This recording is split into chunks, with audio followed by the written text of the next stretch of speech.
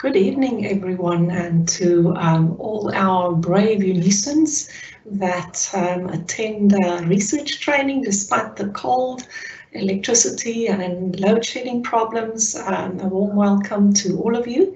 I am Professor Jeanette Maritz, and I will be traveling with you this evening and tomorrow evening between 6 and 8 o'clock as we travel together the journey of conducting a literature review. I hope you enjoy the learning. As we continue, if you have any notes or any questions, you can pop them in the question and answer session, and I'll attend to those after the presentation. So keep a notebook or something handy to jot down if you have any questions and notes. As I said, there will be 2 sessions and they won't be a repetition. So the 2 sessions will follow on each other. So the information that I give tonight, I might recap some of it tomorrow evening, but generally it's building on tonight's session. I will also be giving you some helpful tips, I hope.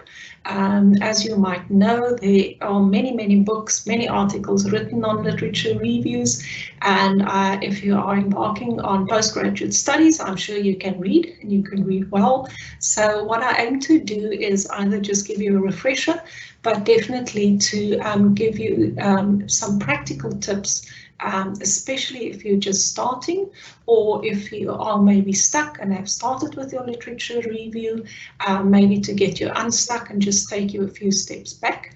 But other than that, I will cover some theory, but I hope to make it a more hands-on experience so that you've got the technical tips as well to get you going. All right, then I'm going to put my camera off and we're going to start our journey.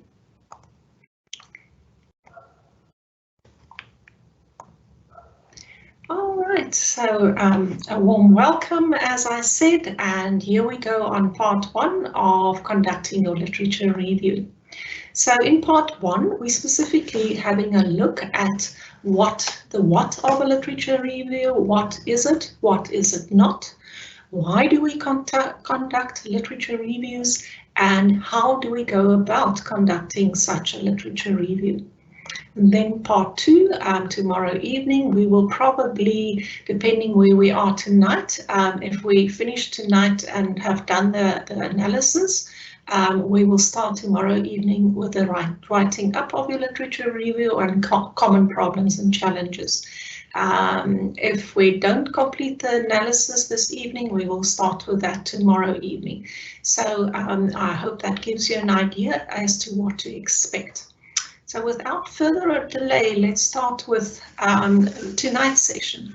So before we even think about a literature review, one thing that is paramount and that you have to understand about a literature review is the garbage in, garbage out saying. It simply means that if you put garbage in your literature review, then the outcome of your study, even if you conducted excellent fieldwork, might be garbage out.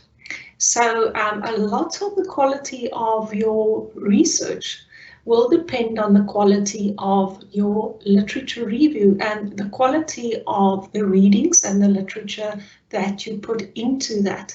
And I can't emphasize that enough, that you must please know that if you do a literature review haphazardly with poor quality literature or not high quality or sufficient literature, you might jeopardize the quality of your entire study. So please remember that. I'm going to giggle you throughout the process, and you know what I refer to when I refer to giggle. The next very important thing is make a friend, and that friend is your librarian. They are incredibly supportive. The library is very efficient, and it's a friend that you really need throughout your study. So I'll talk about that in a moment, but the librarian is from now on your best friend. You have to attend prep training, and it's the more you do it, the better you get at it. I've been doing research for about 25 years and I've still not arrived. I learn every day, but the more you do it, the better you get at it. The more you read articles and other people's research, the more you get a feel for what a literature review looks like or potentially should look like, or maybe in some cases also what it shouldn't look like. And then the other big component to this whole exercise is time. It does take a considerable amount of time in terms of your overall research project, and it takes place throughout various stages in your research project. It definitely plays a large part of your proposal, that you need to do at least some preemptive reading and situate yourself in the discourses or in the field. It will definitely play a part then, depending on your literature review chapter, if you're doing a specific type of literature, and we'll talk about that. And you can also have your literature then in your discussion section after you have your findings or your results. And I would like to put it to you that the other section that people often don't consider as a literature review is your methodology section. You will also go around with methodology literature in your methodology chapter. So it's really, the literature is everywhere. So let us start and see how best we can do that. So literature review is a project, and the reason that I'm telling you to keep the project and the metaphor of the project in mind is that it follows exactly the same procedures and structure that your research project has. So your literature review will have an aim and a purpose. Why are you doing the literature review? It will be guided by your research question. You will have a design for your literature review, and we'll speak a bit about the designs. You will have a method or the methodology to carry out your literature review. You will have findings or results from your literature review, and you will reach a conclusion at the end of your literature review. So a literature review is driven by your project's aims, objectives, scope, and the time available. So very important, see the literature review as a project on its own with all, so your literature review chapter will contain exactly the same components as your overall study will contain. So keep that in mind to maybe also conceptually keep you on track where you are with your literature review. Then again, we often ask, so what is the purpose of the literature review? Why do we do it, and why does so much depend on a literature review? So a literature review's purpose is to survey, analyze, and synthesize scholarly literature. And I just wanted to stay with these words for a bit. To survey is to go on a journey, to read, to discover, and to maybe in some way start to order your literature. But the next step is to analyze the literature. So analyze meaning we take things apart. Now, I often find that students are pretty good at taking things apart. And I often compare it to those parents who have children, especially boys. They're very good at taking their toys apart, even men. But they sometimes really battle to put it back together again in something that makes sense, and that's a whole new whole. So that's what we mean by synthesize. Now, that's a very important process of your data analysis. It's not just about taking or having a look at literature and analyzing the literature. It's about putting it together again in a new whole. I've just attended a 3-day course, and someone used a very good metaphor for what analyze and synthesize means, and they explained it that you start with 3 eggs, for instance. Then you break the eggs and you start scrambling them, and it forms something new, either an omelette or scrambled eggs. And that's exactly what we mean when we say we survey, we analyze, we synthesize. We take something apart and then we put it back together again in a new whole or something with new meaning. So what we are doing, the reviewing the content, we're covering existing research, we might cover theories, we might have a look at discourses, or we might want to find evidence. So your own critical evaluation and discussion of the content, indicating your point of view, your take on the controversies, gaps identified that you aim to address in your research. And what it also does is it demonstrates to the examiner your familiarity with the existing knowledge or debates in the field. So we always say it doesn't really matter what type of writing you do. You write for an audience.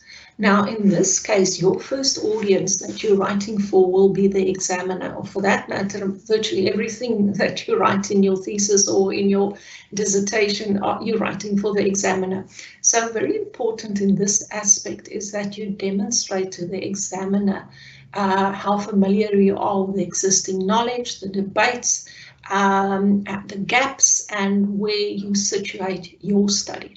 Now, in order to do all of these things, you need to have critical thinking skills, and that's often quite a challenge. But we develop critical thinking skills when we analyze, and I'll give you some tips along the way, or some questions you can ask when you review text or the literature that can maybe help you to start developing some critical questions as you review your literature. But that's a very important part of reviewing literature, is your critical thinking and evaluation on the content that you are reading. I just wanted to clear out of the way, because these are our questions that often come up in the question and answer session, and you might know them or also have them. Now, often when we read about literature reviews, there's some terminology that comes up and is often very confusing. And those terminology or concepts are, some call it a literature review, others a theoretical framework, and others a conceptual framework. Now, very important to know that these terminologies is different. They don't mean the same thing. Now, a literature review provides the research context and shows the need for your study, also the gaps, but it's usually backward thinking. Our theoretical framework provides a general set of ideas on which your study occurs, an overarching theoretical construct. So a theoretical framework might be a theory, say for instance, like Bloom's taxonomy might be a theory or a framework that you base your study on or will guide your study. A conceptual framework is how you, the researcher, understand the relationship amongst variables or concepts in your own study based on your readings and understanding. So by the end of a literature review, you could potentially construct a conceptual framework, the same as you could potentially construct a conceptual framework after you've done your findings or your results. So these are very distinct concepts, and they don't mean the same thing. They all have a very distinct meaning. So literature review as a literature review versus a theoretical framework, maybe some other hints. So literature review is a critical review of existing published work in a selected study area. It explores what's already known in order to highlight the gap. Now, this is very, very important. You do a literature review for many reasons, but one of the reasons is to identify a gap to situate your research in. So, as I mentioned, a literature review is often backward looking, where theoretical framework is components of the research that describes the theory behind the research problem. It conceptualizes, analyzes the theoretical approach that the research will use to fill the gap, and it's usually forward thinking. So if you get those concepts, the literature review is usually backward looking. Theoretical frameworks often ground your study within a specific theory or a framework, and this will guide your study and is often forward-looking then.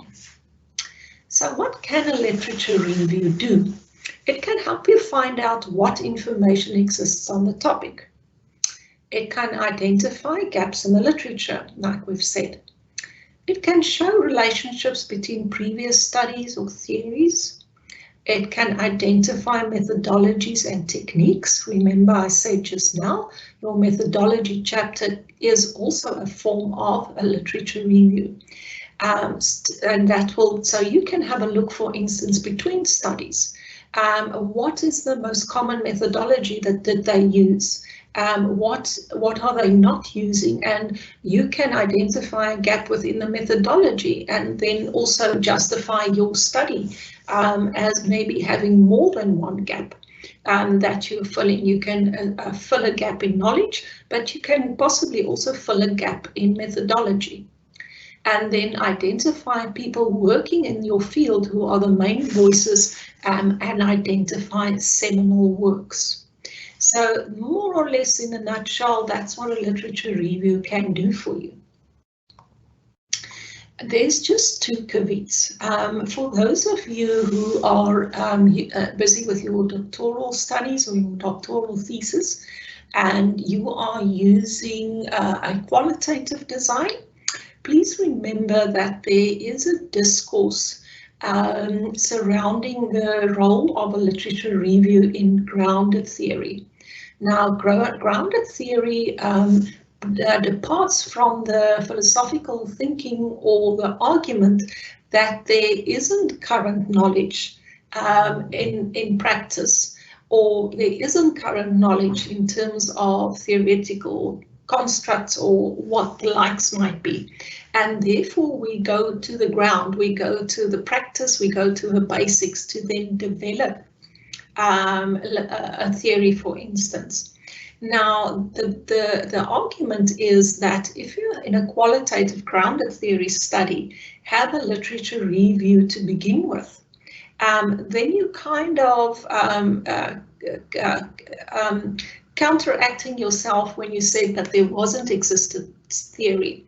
So very often in a grounded theory or a grounded design, we might delay a full literature review until we have collected the data, and then strongly work on a literature control. But we always use literature. We use literature, it doesn't matter in what study, to paint the background of the study, to identify our gaps, to identify the problem, or give statistics. So that is in every study, including a grounded theory. But in a grounded theory, if you're going that way, we often delay a full literature study until after we have conducted our fieldwork. So if you're doing this design, please read on the discourses around literature review and grounded theory designs. So I've just mentioned in qualitative studies, we often have a literature control, and that is that the biggest bulk of your literature lies after have your findings. But discuss this with your supervisor if you are working in these areas, and they will also guide you to how they view these gebieds. So let us maybe look at types of sources. We often think that when we do a literature review, we're only using articles.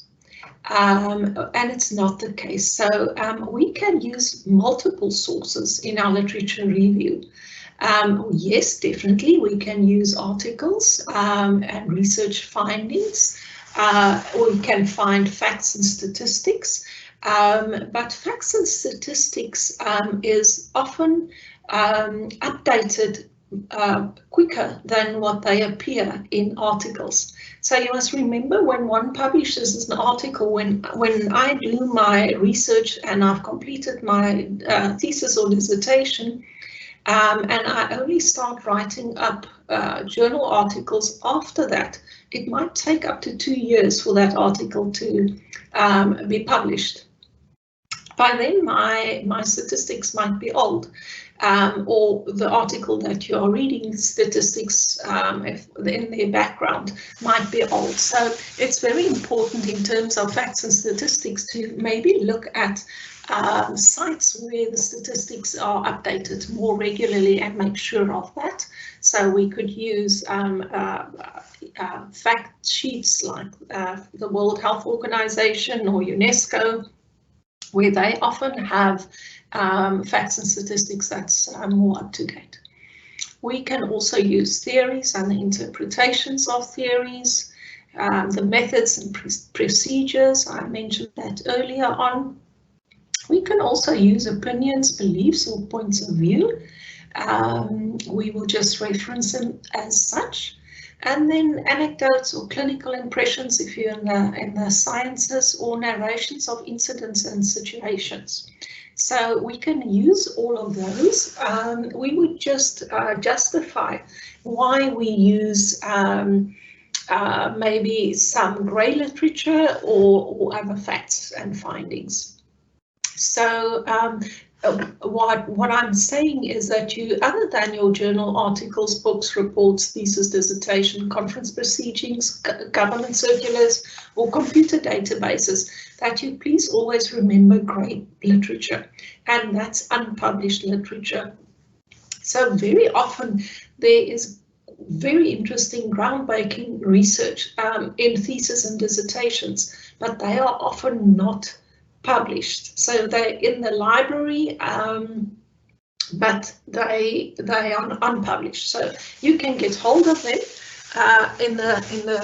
usually in the repositories of universities. So it's very important that you also go and search there for often very unique findings and interesting findings. So please don't go to the easiest thing and only include Google Scholar. We'll talk about that in a bit. It's not that I'm saying it's wrong, but you need to have a variety of sources, and that can definitely enrich your literature review.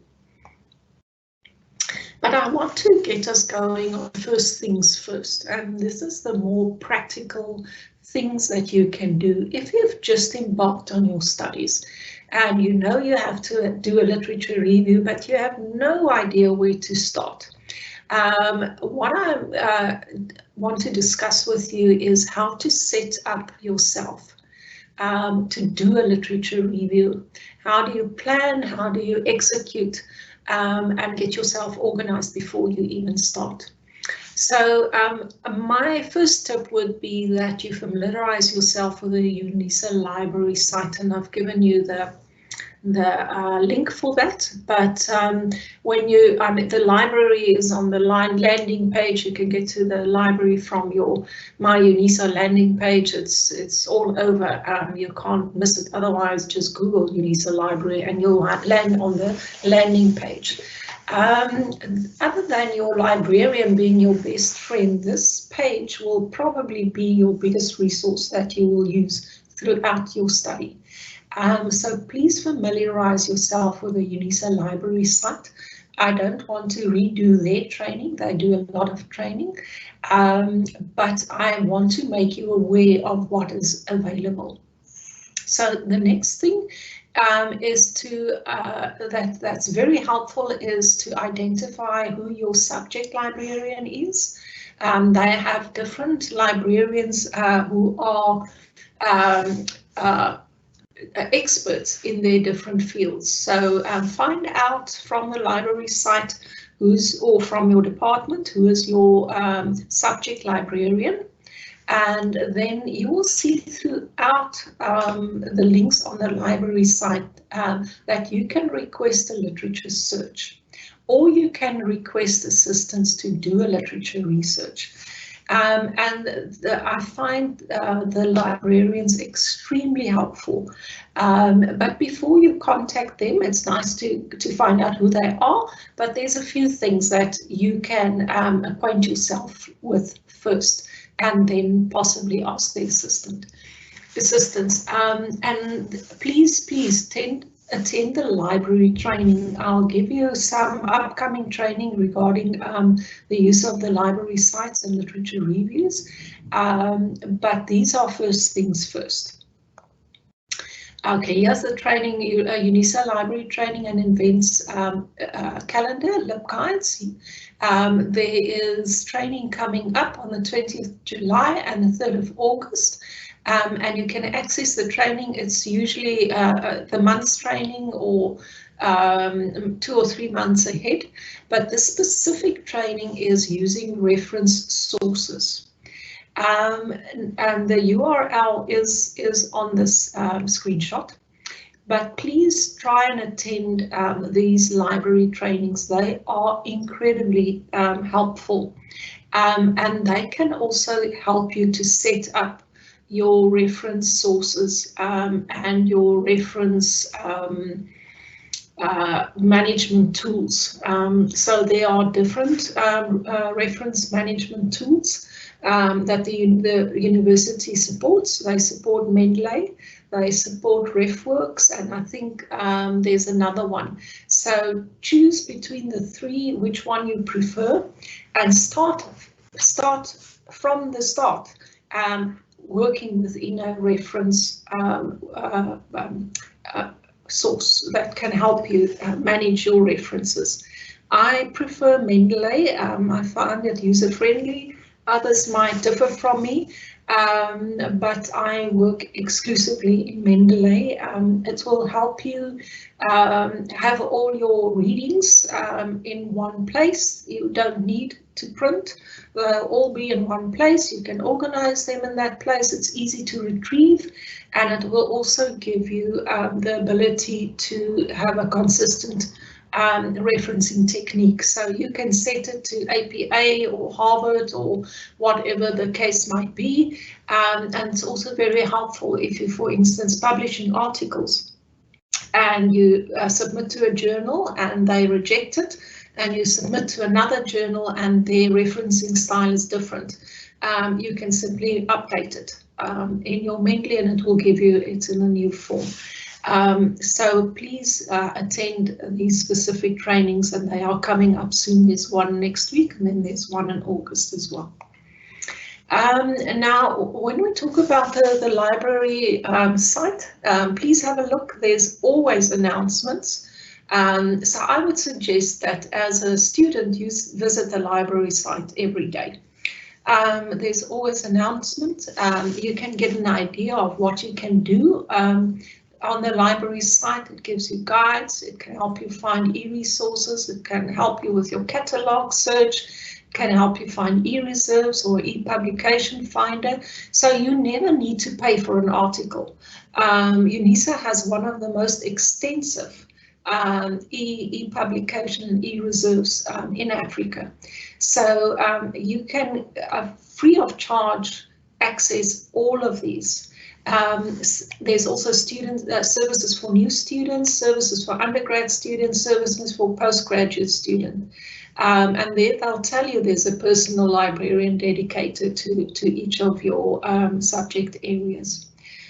So please, first things first, please visit the library site, get acquainted to it, use it. You'll also find under the training, there's specific training, and using the reference sources is the one that I brought up now. There's also an introduction to referencing techniques, and how to find e-resources. This training is really essential to getting you started in the right way. Using reference sources, you would see that some of these, they would say, first attend the library catalogue training offered by the UNISA library, and then you can maybe go on to these training as well, but you always need to book. Then a very, very useful site that I found, where you can also request a literature search. So there you can see, if you go on the site, you can request for searches. But it also gives you access to Microsoft Office 365, which has very helpful tools that you can use.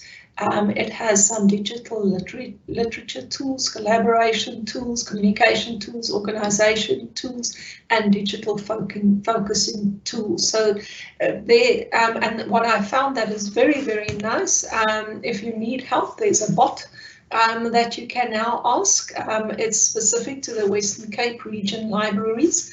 I know their ICT department is very, very helpful in keeping everything updated and getting back to the students. So this bot is quite novel and new, and if you're in the Western Cape specifically, it can help you via the chat function.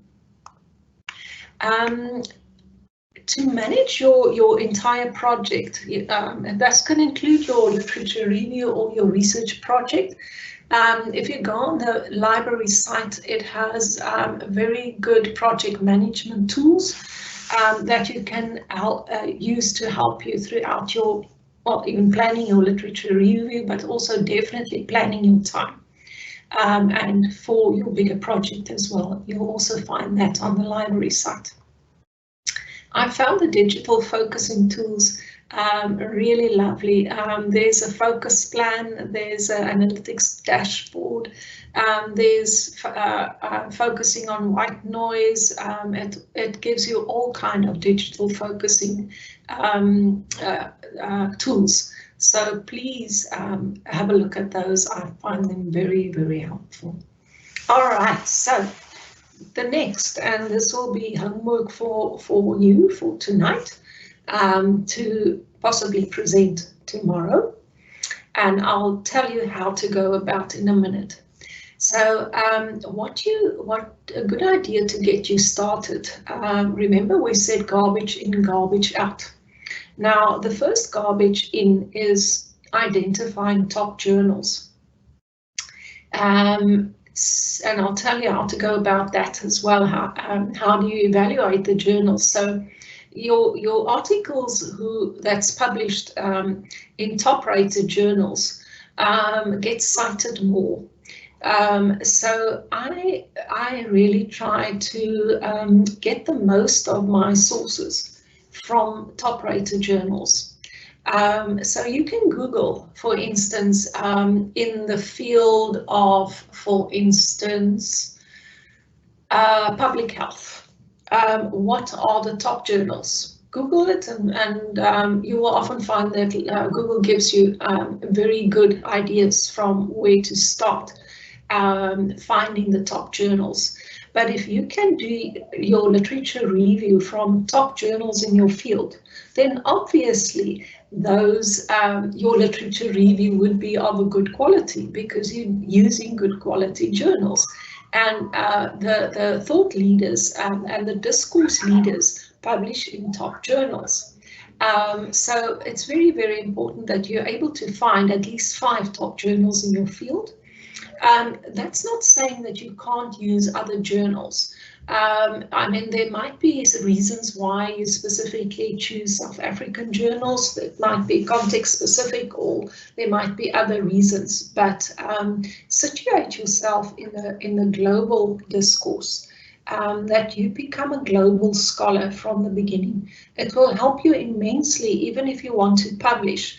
If you've been working in these top journals and their articles, then you already know how they publish, what's the frameworks, how they use their discourses, and also very helpful then to have a look in these top articles. You can go to their reference list, and from that also identify journals that's often used, or thought leaders that's often comes up in these. So as I said, it helps you also identify the most prominent voices in your field, so you stand on the shoulders of giants. All right, and I've just told you how to go about that. Then identify the literary conventions in your field or school or department.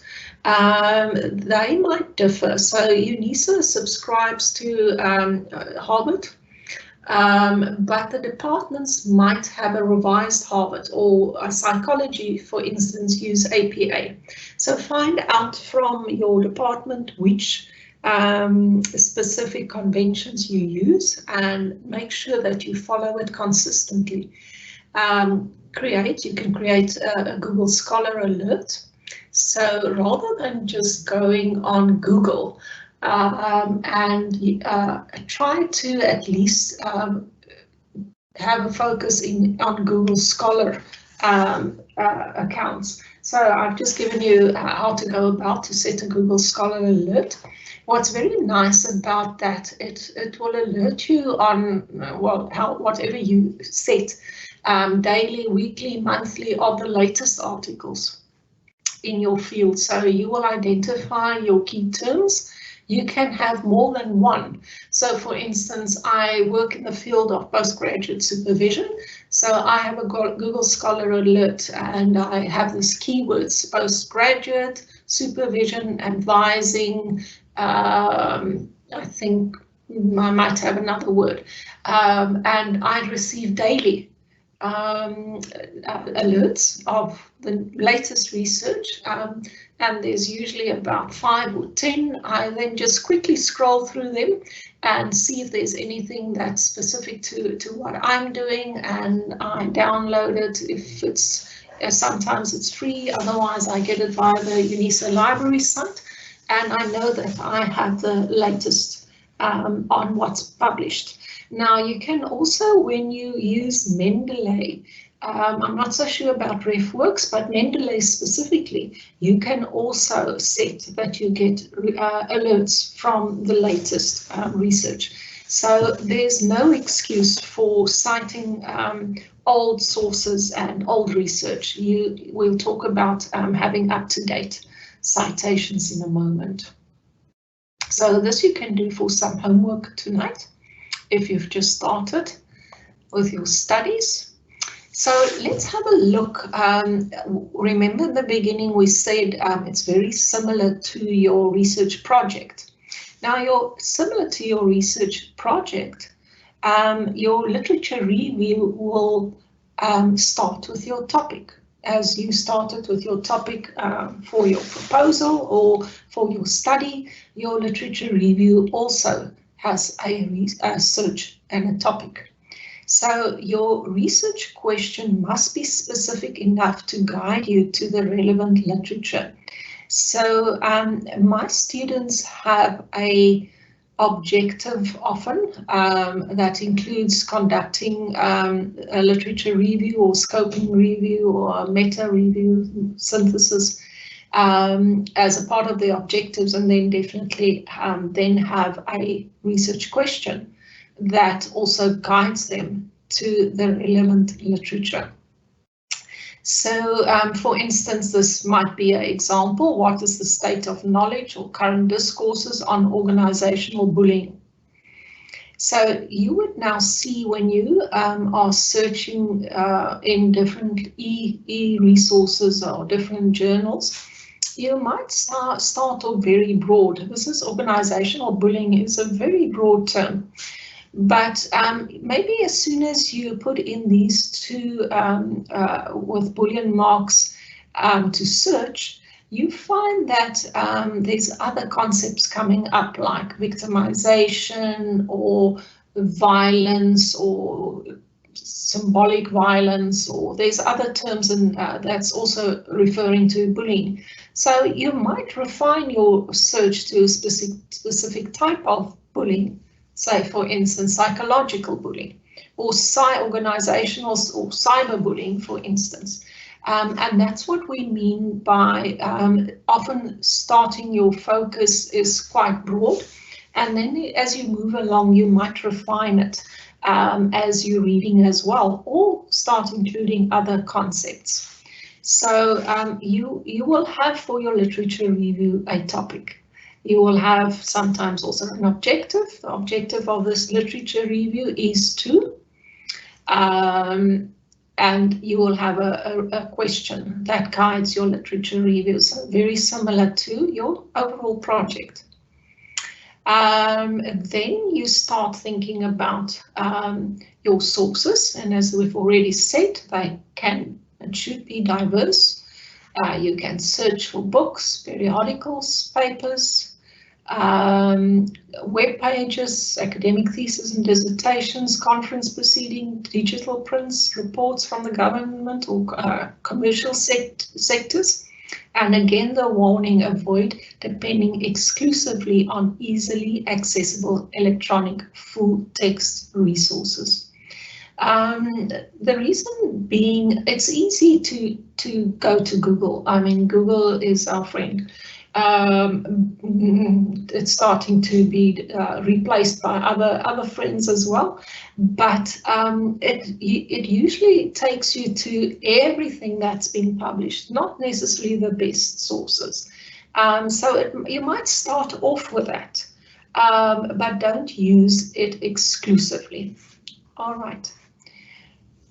So very important is that once you've identified what you need to search, is that your ability to evaluate the sources. Remember we said GIGO, garbage in, garbage out. So how do we evaluate our source? Say for instance, Google did give us an article that we quite liked. And now you are wondering, you know, is this a reliable source? Is it a good quality source? How reputable is the source? And I'm going to show you how you can find that out in a minute. Is the resource current? Now, a lot of you might be freaking out after this. And current means between 3 to 5 years. The only really caveat in this is if you are referring to seminal sources, say for instance Bloom's taxonomy 1985, it's a seminal source. It has been updated lately, so even that's not really seminal. But your current sources is usually between 3 to 5 years. You can use older sources if you want to show a development, a historical development in your topic, or a historical timeline from when certain things happened, like for instance a seminal source in the 1930s, which was revised in the 60s and now has an updated version. Then you can source seminal or historic research. But generally, to be updated in your field, when we talk about current sources, between 3 and 5 years. Now, I also want to tell you that your methodology chapter needs current sources. So please, when you are referencing methodology books, please make sure that you have the latest edition. I know the students really like research at grassroots.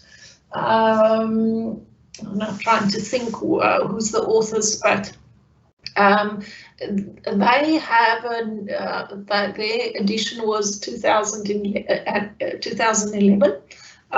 Then they had one revised revision in 2015.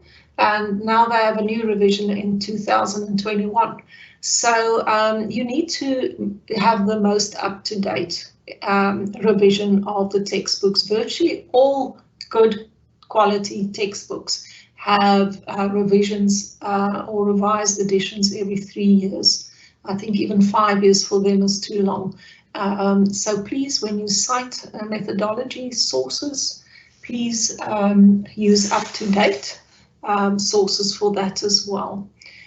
If you're a PhD student in your methodology section, we usually say, you can use about 2 or 3 good methodology books, but you also need to use articles to show the latest discourses in terms of your methods. So it's also important to keep that section up to date. Now, when we talk about 3 to 5 years, just remember, if you're embarking on your studies now, and it takes you 5 years to complete your PhD, then by the time you want to publish an article, if you're doing that only after your PhD, your literature review will be dated. So as you are working on your dissertation or on your PhD, try and use the latest resources so that they are still current by the time you want to publish. Otherwise, you're going to need to redo your literature review, for instance, for articles. So I try to encourage my students to, if there's a 2022 edition or a 2022 article, and they've just started on their studies, in 3 or 4 years, they would still be relevant. So just keep your literature review current throughout the time that you're working on that. Then, very important, is your source peer reviewed? Now, the peer review thing comes in very, very strongly when there are predatory journals. Now, the whole issue of predatory journals is that these journals are not peer reviewed. They are published, they will often do internet trawling. They will, for instance, contact me because they picked up I published on a certain topic, and they will say, we will publish your article within 3 days or 3 weeks. Now, then I already know it's a predatory journal, because no reputable journal goes through their review process that quickly. So when we have a look at just now how reputable is the source, you will always see that they will state that the journal articles are all peer reviewed by a panel, and that takes time. So, for instance, when I publish in a C1 or an A-rated journal, the review process takes about a year, and it takes about another year to get it published after it's been accepted. So it's a lengthy and a very rigorous process, and that helps towards the credibility and the reputability of your source. So when we go onto the site where we can have a look at the sources, you will often see that they will state that it's peer reviewed. Also, if you just Google certain journals on the journal landing site, they will tell you if it's peer reviewed. What is the source's impact factor? And we'll talk about that. The higher the impact factor, obviously, the more reputable. Is the author from a reputable institution? Now, we can have a discussion around that. What's a reputable institution? But if your author is, for instance, from Harvard University or from Cambridge, or you already know it's from a very reputable institution. Now, we can debate if UNISA is a reputable institution.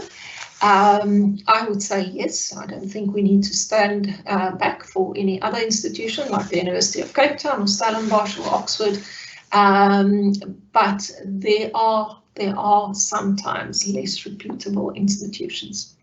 Have you seen the author cited in other sources? So if you read your topic, your subject topic, say for instance, I work within post-humanism, and I see the author Barat appearing virtually in every article. that I'm reading on new materialism or post-humanism, then I can already begin to have an idea that Barat is a seminal source. And it's a very important source to have in my literature review.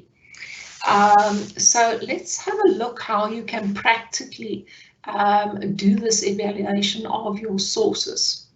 There's more than one site that you can use, but I like the Scamigo journal and country ranking. You will see you can either just go Google this and it will take you to their site, or the top. You can put that in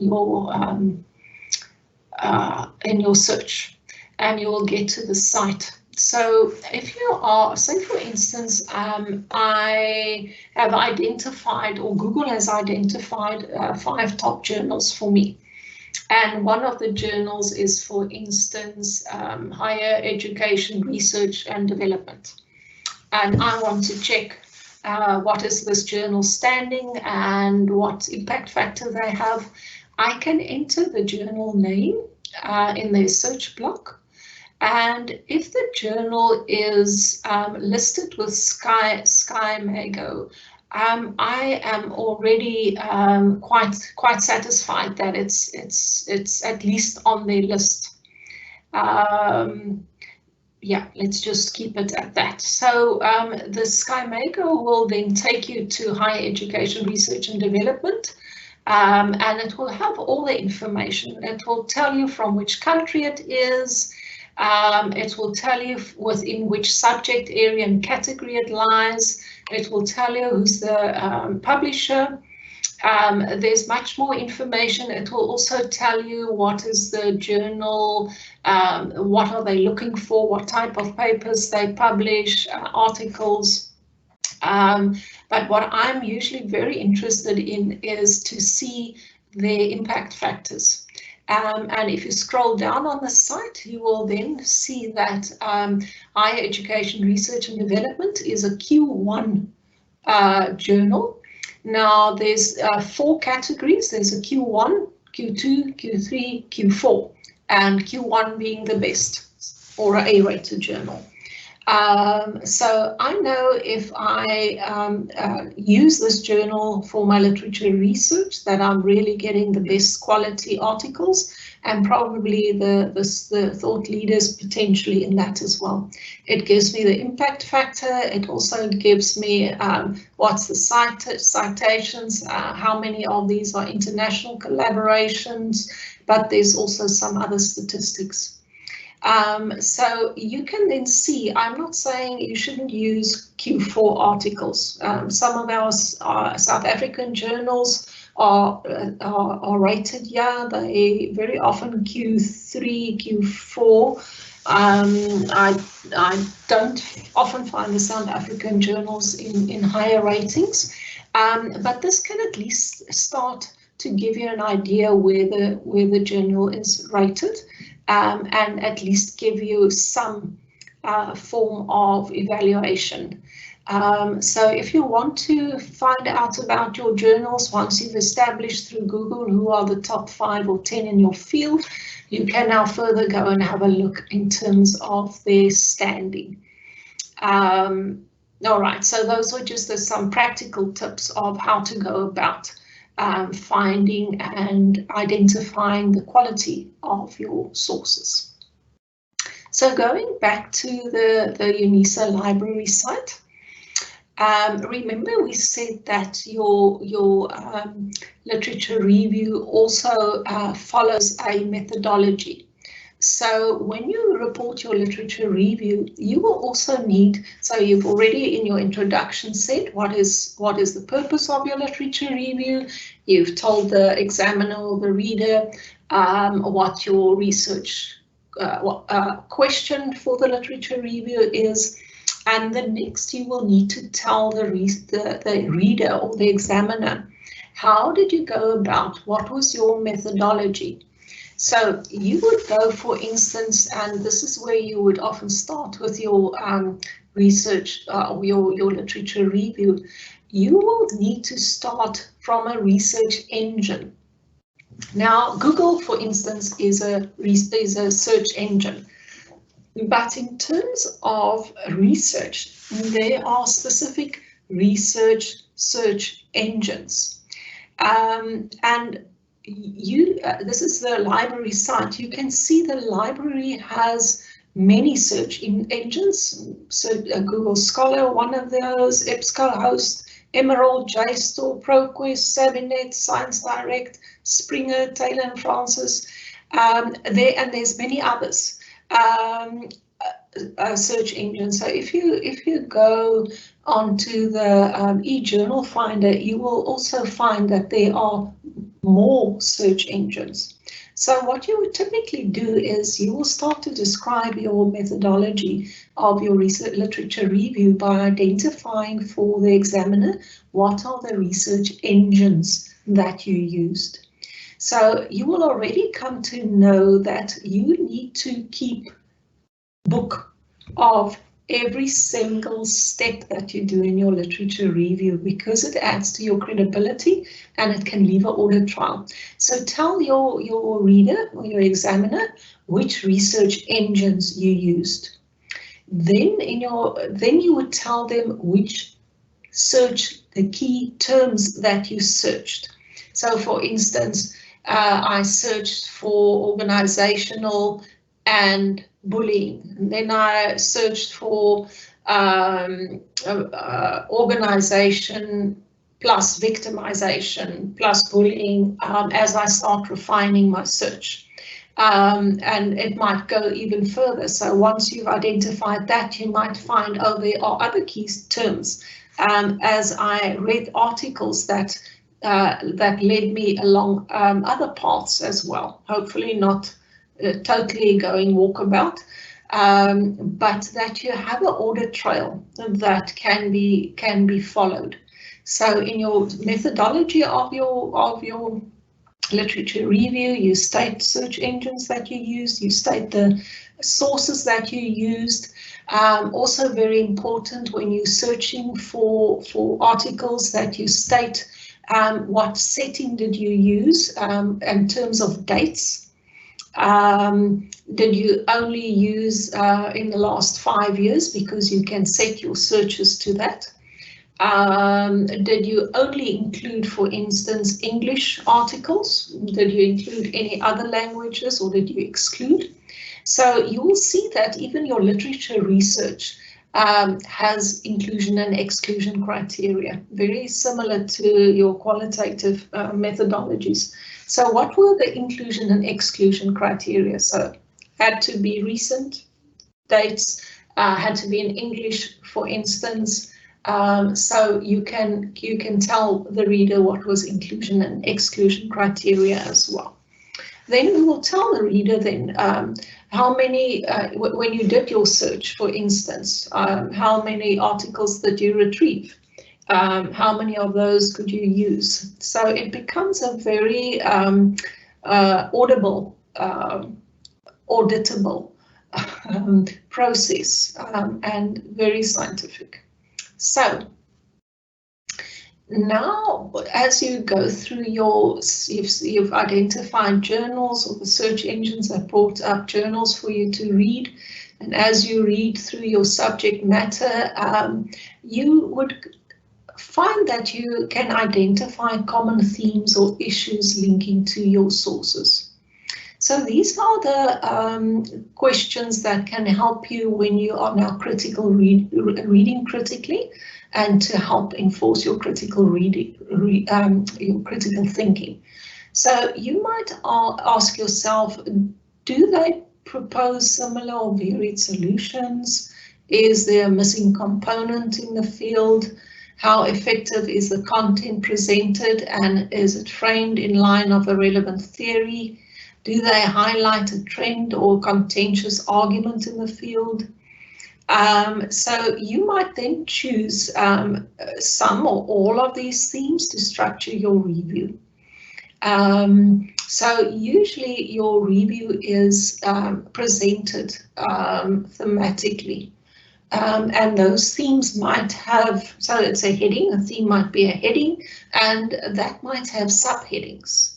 So it might be a theme that you have identified, and they might have sub-themes or subheadings, and that will often help you to structure your literature review in terms of the content. So your review can take two forms. It can be purely descriptive, where, as I mentioned now, where you bring out themes and trends, and this is often quite sufficient on an honours level or a master's of limited scope, that you purely describe. You describe the state. There's nothing more to it. It's purely descriptive. However, when we embark on full masters and doctoral research, we need to step it up. And your integration and synthesis that we spoke about earlier becomes critical. That you now undertake. I'm not saying that you shouldn't in honours or limited scope, but it's absolutely compulsory in full masters and doctoral literature reviews that you're able to critically assess the literature, compare and contrast research with previous research or discourses with each other, others, that you're able to raise questions, that you're able to evaluate and show relationships to key themes that emerge or concepts. So your skills that you need to hone is your critical thinking skills. And I can't emphasize that enough. You have to be able to do these things. Critical assess, compare and contrast, these are high-level thinking, raise questions, evaluate and show relationships, and then come up with a conclusion based on what you have done. So we've done a lot of talking about what a literature review is. What a literature review is not. It's not an annotated bibliography of everything that you've read or a summary of every article that you've read. Now, especially when students describe, simply have descriptions of what they find, you will often find when you read their literature review that it goes something like this. Magube and Dale said A, B, and Z. 3, A, B, and C. Then they give a summary. Then the next paragraph says Lincoln and Guba said, and they give a summary. Then the next paragraph, Johnson and Johnson said A, B, and C. Now that's typically a description. There's no criticality about that. So it's not about just putting down this one said that one said that, and you give a summary. That is incredibly low level. What we want to see is that there's a form of integrated thinking, synthesis, and integrating even your writing up. So rather than just saying that one said this, the other said that, you now want to critically compare and contrast what they had said. And going back to the previous slide, you now critically need to look at these two summaries that you have and decide, do they propose similar or varied views or solutions? In these, are there any missing components? Are they framed within a relevant theory, or do they use different theories? Do they highlight a trend or contentious argument? And then you can start saying, you know, that Guba said A and Lincoln said C. However, they agree upon D, but there's a difference between A and B in this or that. So even your writing of your paragraph becomes integrated. And then as a reader, you know that the student has gone to a level of critically thinking and comparing and contrasting and then coming up with a conclusion. So I hope by now that you realize that doing a literature review isn't just about reading and writing up summaries. It also is not, it doesn't include extended quotations, direct or paraphrased. What that means is that you can have a summary and your summary is merely extended quotation, or it's just a paraphrase section from the literature. That's not what we are after. Anybody can summarize a piece and just put a paragraph in a paragraph. We want an integrated whole. So the paragraph A is egg 1, paragraph B is egg 2, paragraph C is egg 3. We want them now to put them in a pan and come up with the omelette. If you go back to that metaphor. So very important that it's not just saying A, B, and C. It's also very important to realize this from the beginning, that it's not a linear process. We write it up in a linear process. And when we write articles, we write it in a linear process. But I can assure you, when we do the actual literature review, that it's not in a linear process. You will find that you will, for instance, start your search and you'll sort them and you'll select your articles and you start reading them and you identify themes and you refine them, and then maybe find that you need to go back and refine something else. Or you go back and you think, oh my goodness, I've drifted from my research question. Or you might see that you are able to develop a unique argument. And there's parts of your argument may be missing. And you need to go back to search, sorting, selecting, and reading again. Or you may start mapping and classifying and do a critical assessment and then realize in your analysis there are aspects that you may be missed. And then you go through that process again. So we write it up linearly, but the process isn't linear. You will go back and forth for the entire time of your project to your literature to refine. You will continue reading for 3 years. So even if you're done with your literature review, it's never done until the day you hand in your dissertation or your thesis. All right, so just keep that in mind. And often, you know, we set ourselves up. We think because we read it so linear that that's how we're going to do it.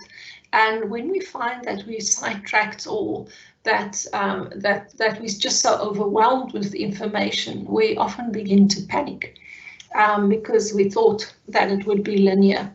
I can tell you now that you are going to read thousands and thousands of words. You are going to get sidetracked at times. You are going to feel overwhelmed at times. You are going to feel stuck at times. And please allow your brain the time to also do sorting for you, to make links.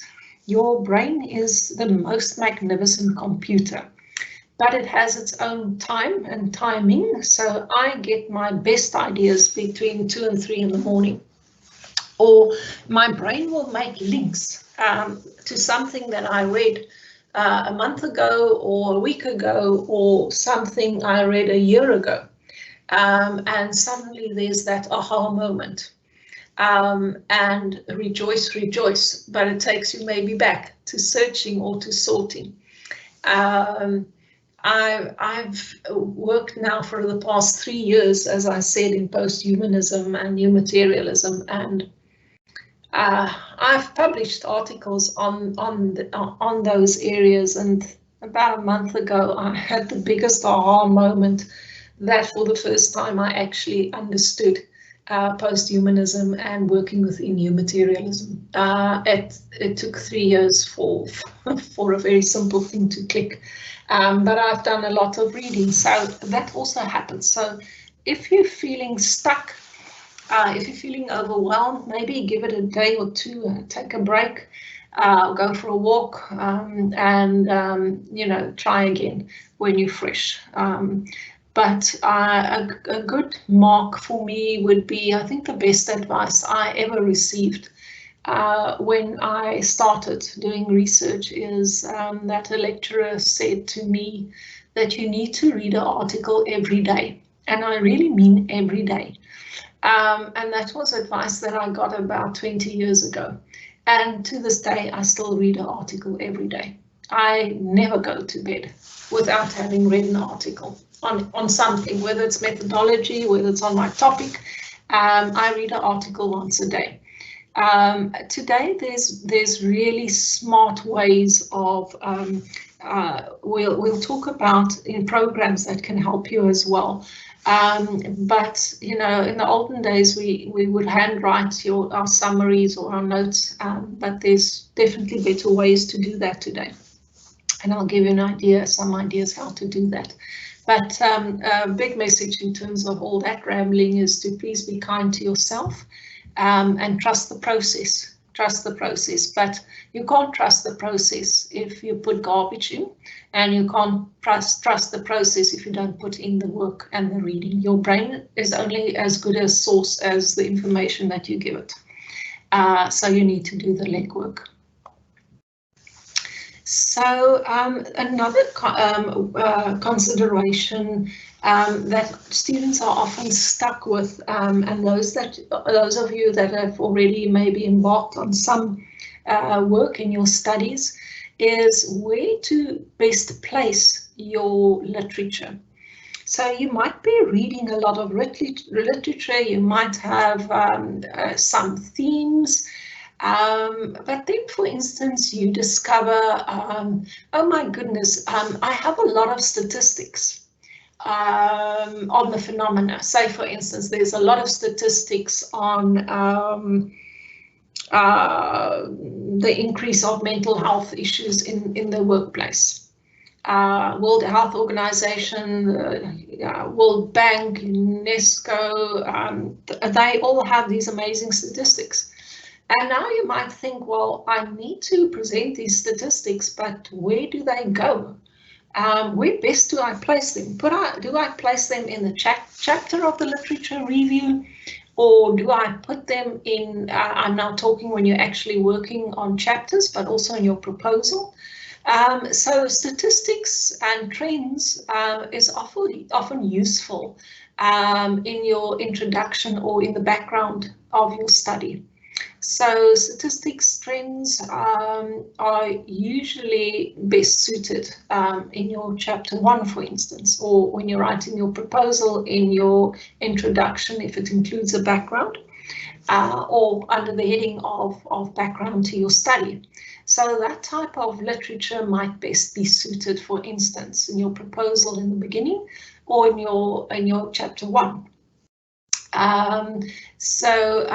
If you have literature that helps support your research problem, or that helps your rationale for the study or your problem statement, then that type of literature is maybe best placed under your research problem. Or if you've got a wide problem that you identified already, give a summary of that in your research problem. You can always elaborate in your literature review specifically. Did the literature, for instance, identify a gap? Now that gap would be very important either in your problem statement or in your justification of your research. And that would then potentially be helpful in your chapter 1. It will definitely be helpful in the beginning of your proposal, but it will also be useful in your conclusion of your full literature review, so that you can justify where your research lies. So you might organize your literature review around ideas or themes. not necessarily sources themselves. So what you can notice is what I suggest when you start reading is that you might just want to pen everything down and do free writing as you do your literature review. But as you go along, it might be a good idea to start thinking, where best will this literature serve its purpose? Will this finding, or this part of literature that I've just read, will it help me to support my problem statement? Or would this best tell the reader, introduce them to the background of my study? Or is this best situated in my full literature review chapter, where I embark on certain themes and ideas? So it's helpful as you start reading to also start thinking, where would be the best place to situate the literature, and keep that in mind. When we started with tonight's presentation, I always also said that there are different types of literature reviews.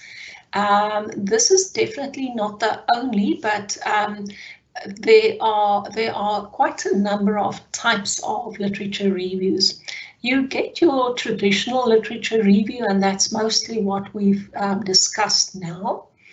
And you can do a traditional literature review if you do it full times in about a week, or for your proposal 4 weeks. But a typical literature review is often pitched at an honours level. For a full master's, and please don't freak out now, your supervisor might tell you that a traditional literature review is quite okay. But the trends that I'm picking up from examiners and discourses in the field, that when I did my PhD in the 2000s, early 2000s, it was quite okay to have just a traditional literature review in your PhD. However, it's become more sophisticated, and examiners are now, for instance, in a PhD study, expecting that you have a specific type of a literature review. So a scoping review is often a scoping review is useful to determine, for instance, gaps and synthesize evidence, and to assess the scope of the literature on a topic. It also helps to understand potentially if you need a more sophisticated literature review, such as a systematic review, for instance, or meta-synthesis.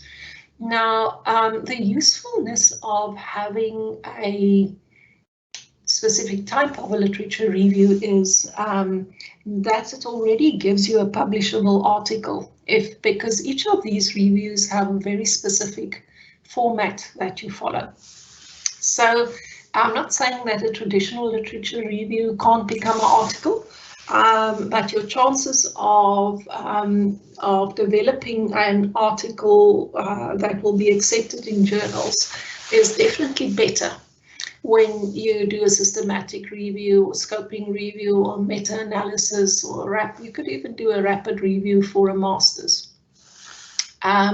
So you could see that the rapid review, for instance, and the traditional literature review kind of has the same outcome. It is just that a rapid review has a specific methodology that you follow, and there's a specific way of writing it up. And we'll talk a bit about that, I think, tomorrow. So scoping review is always useful on even a master's level, to just find out what is the scope and the potential scope of a topic.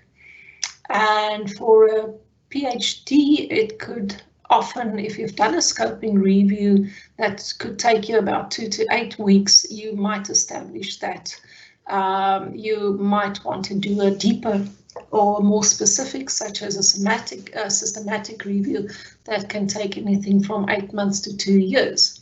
So you can imagine that you would need to decide, another deciding factor would be is how much time you have. So if you're on an honours level, you don't have that much time, you've got a year. Stick with a traditional literature review. If you're doing a coursework masters, you usually have a year. Maybe just do a scoping review. If you're doing a full masters, you've got a bit more time, you have 2 or 3 years, then you can maybe do a rapid review. If you're on a PhD level, you've got about 4 to 5 years. You can maybe then consider systematic review. I don't want to go into too much around these. I'll refer back as we go along. But there's a lot of material and a lot of reading around these specific types and scopes of specific types of literature review. So, but I really just are aiming to give you a hint or just at least orientation that you know that there are different types and for different scopes. So, I don't think I want to do the quick review now. I think we'll run through it tomorrow evening, just as we start again. I maybe want to go through just some ideas around what programs can assist you with your literature review. I find that Atlas TI, it's now at version 23, so just a heads up, those of you that are using SPSS or Atlas TI is usually used for qualitative research, that you also use the latest version. All right, so Atlas TI version 8 isn't going to do it. You need to use the latest versions. Now, Atlas TI, as I said, is usually used for qualitative analysis, but it's because we are working with words, not numbers. Atlas TI can be very useful in helping you with your literature review as well. So, Atlas TI, you can get access to Atlas TI from the university license. You usually have to apply for it and your supervisor needs to motivate it. And then you will get access to the UNISA Atlas TI paid up version. If you can't, for some reason, you can also just Google and go to Atlas TI's site. And they've got very good discounts for students. I think and what's nice about that, you don't need to, for instance, take a year subscription. You can take a subscription for 3 months, for instance. So if you are doing quantitative research and you're not going to use it for anything else other than your literature review, you can maybe then only take out a 3-month subscription. At the moment, a year subscription for students costs around 1,400 Rand, but you can take a 3-month subscription this year, next year take a 3-month subscription. So it's quite versatile if you're not going to use it throughout your thesis or your dissertation. But what Atlas TI is very helpful with is that it efficiently organizes your research with advanced categorizations. I'll give you a screenshot to just show you. It assists in visualizing connections between themes. It automatically identifies and codes significant content. It facilitates easy retrieval of your relevant literature. It really helps with your productivity with an intuitive user interface. And it also aids with collaboration across researchers, or you can also link your supervisor, for instance, because you'll create a project on Atlas TI and you can link other researchers or your supervisor and they can do a quality control from their side as well. What's also nice about Atlas TI, you can import your articles from Mendeley or RefWorks, for instance, into your project. And it's also nice is that it accepts PDFs, JPEGs. Just be careful if you have older articles. They are often scanned in. It's actually a picture and not a PDF, and those you might need to convert. But you can import all your articles that you're busy with in a Atlas TI project, and that will help you organize your sources. It will store all your articles. You have it all in one place, and you can carry on with the data analysis process as you would do with any qualitative data, but we'll go into that a bit tomorrow evening. But what it would look like on Atlas TI is, this is just a screenshot of Atlas. Yeah, you can add a document. So a document would, for instance, be your article. And it will, you can name your articles. This one is, for instance, 1, 2, 3, 4, 5. You're working with 6 or 10 or 20 articles. You can group them in either journal types or in themes. You can then, so you can add new ones, you can rename them. So for instance, if the name doesn't help, you can give it a name where okay, this author talks about depression in mental health, for instance. You can delete documents. You can, when you will see, it also gives you the actual article. It gives you the full article.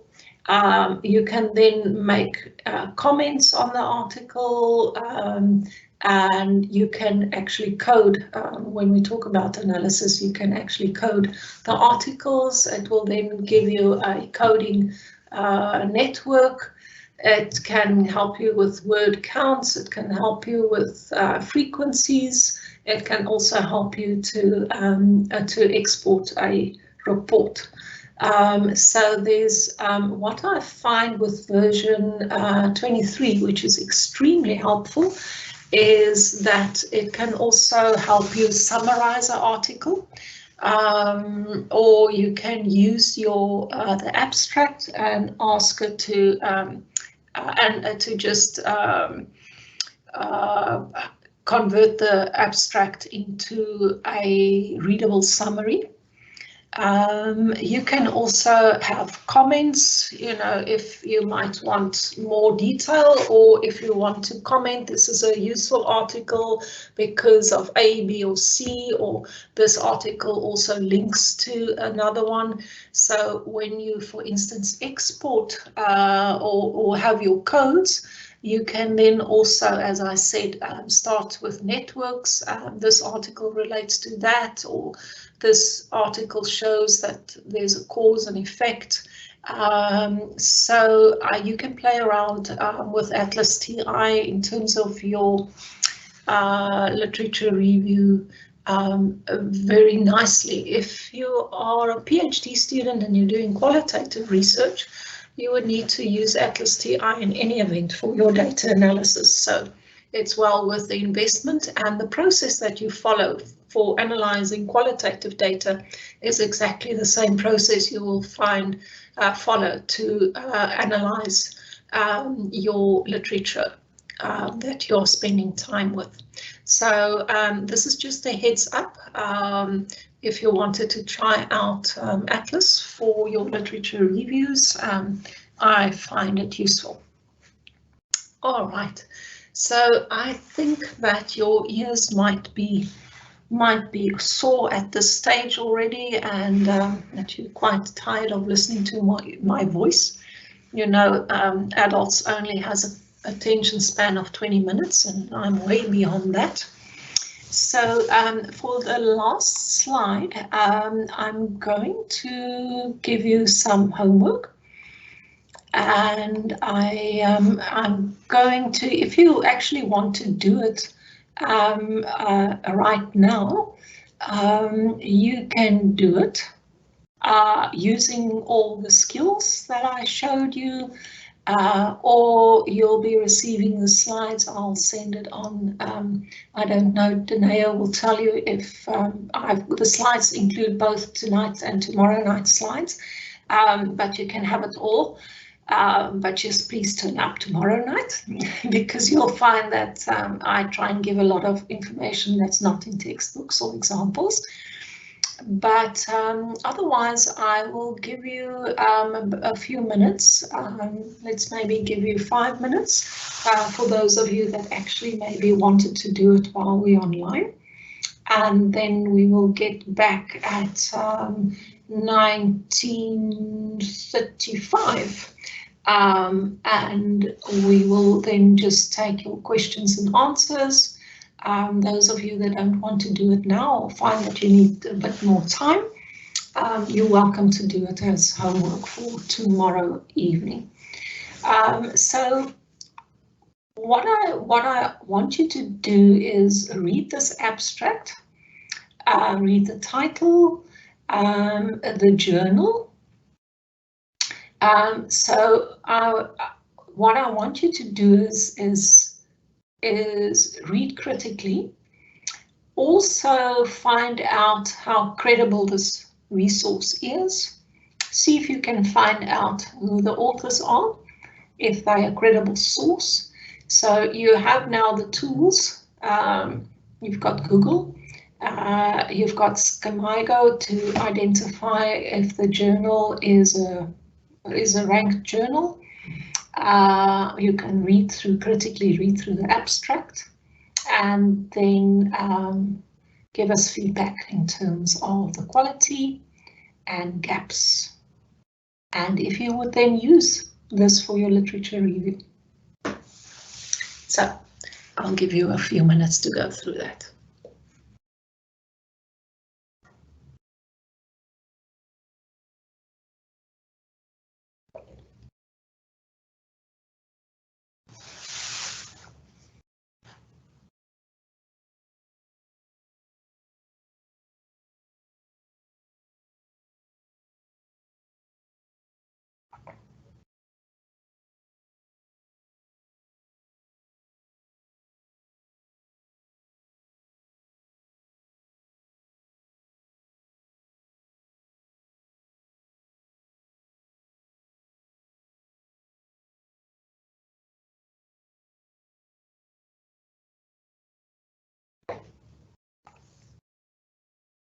You're also welcome to identify the strengths. So I'm not necessarily saying this is bad, all bad. There are definitely some things that's good.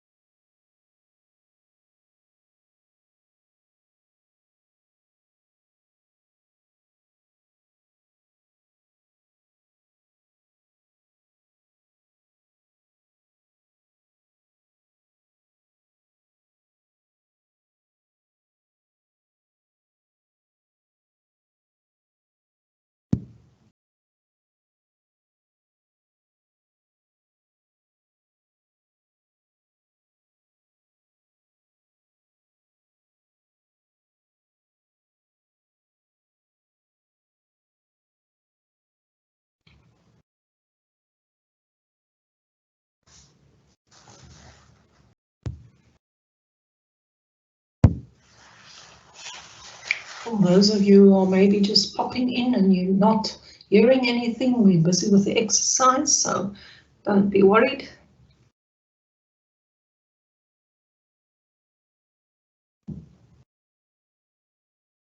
I'll give you another minute or so.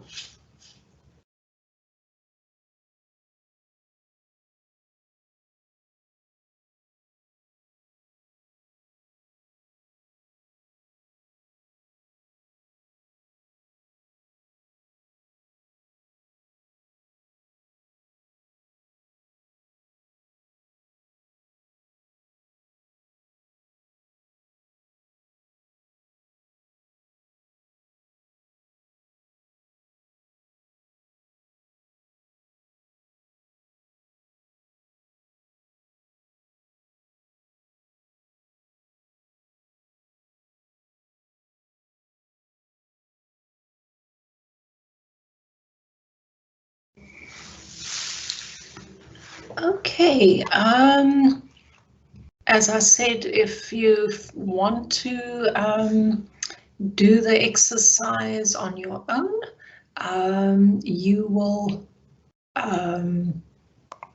be able to access it tomorrow evening, or I'll access it when Daneo sends it. It could be either this evening or tomorrow evening.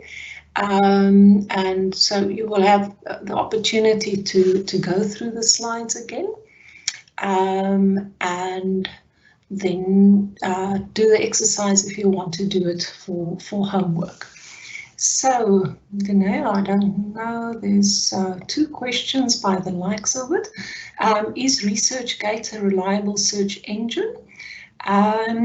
ResearchGate isn't a search engine. ResearchGate is a repository that researchers use to have a repository for their research. So you can't cite ResearchGate. It's really becoming a problem because people think that ResearchGate is a search engine. It's not. What I find problematic from an author's point of view is that I do post either publicly or privately my articles, and then the people will cite it incorrectly, and I don't actually receive credit for the citation as an author because people say it's ResearchGate. So ResearchGate is useful to find articles and use it as a repository where to find articles.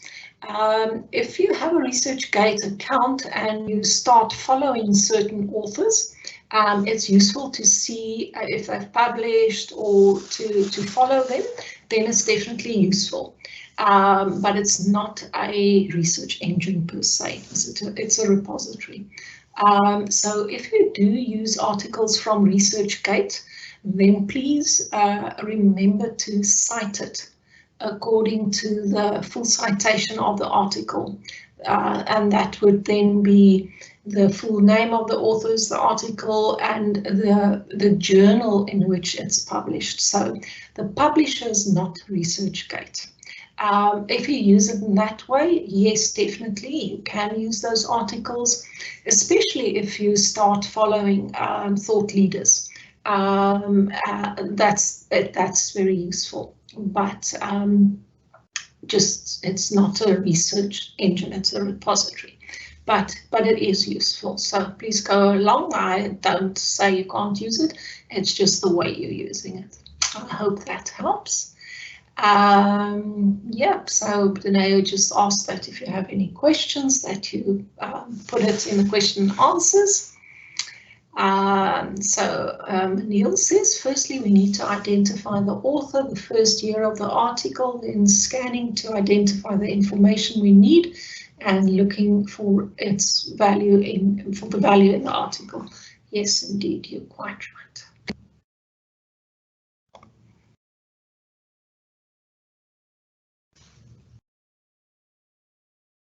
So tomorrow, when we start analyzing the articles, that's definitely so what we've done tonight. We hopefully identified the top journals in our field. We have identified the thought leaders or the authors of the article, and we have evaluated them. Then we have gone on our search engines to find relevant articles. We've evaluated them, and then we start scanning for the value of the article, also critically evaluating the quality of the article. And then tomorrow night we will look at starting to analyze or actually extracting information from our literature that we are viewing. Okay, so Danae, those were the questions currently on the site. If there's anyone that still wants to put a question, or I either take that it's been too overwhelming or you need time to digest, then you can definitely bring it along tomorrow evening.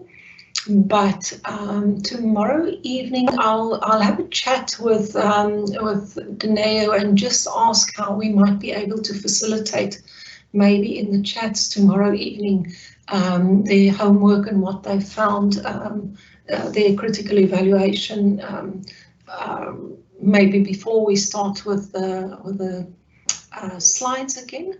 And just to focus somewhat on the practicalities, but we'll take that up tomorrow evening. So I don't see any new questions. I hope that you were able to follow, that there's maybe some new insights for you, and some practical ideas if you've just started with your literature review. All right, then I'm going to give you a quick goodbye, and wishing you a warm evening and all the best with your studies and also with your literature review. Thank you, everyone. Take care and keep up. We'll see you again tomorrow night. Bye-bye.